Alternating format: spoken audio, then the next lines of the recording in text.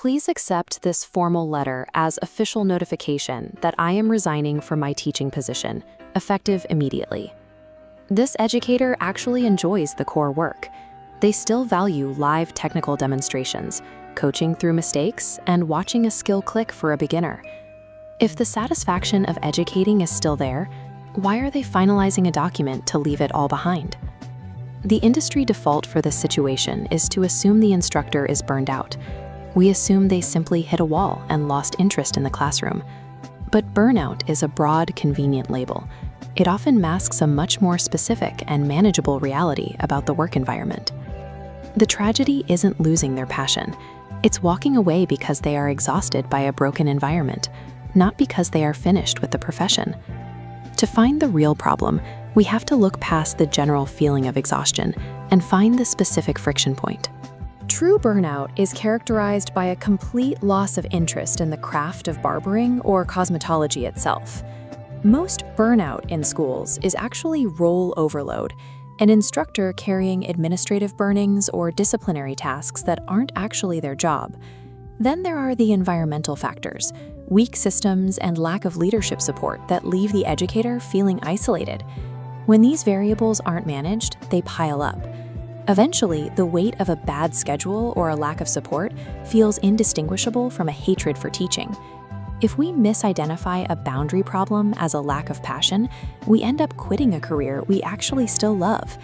Usually, the exhaustion comes down to a very specific human element: unresolved people problems. It's the energy drained by daily coworker drama, or the mental weight of a difficult conversation that you've been putting off for weeks. This creates a dangerous timeline mismatch between a temporary conflict and a permanent exit.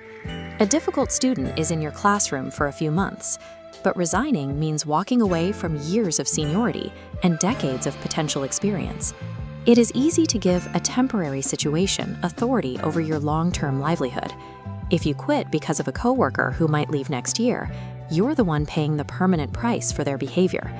People are going to be difficult. That is a constant in education, but their behavior only dictates your future if you let it push you out the door. Before you send that resignation, there is one question that separates a bad season from a career decision. If this specific, recurring conflict disappeared tomorrow, would you still want to leave the industry? If the answer is no, you don't actually hate teaching. You just want the friction to stop. You're dealing with an unresolved conflict, not the end of your passion. You can love the work of education without tolerating every bad behavior connected to it.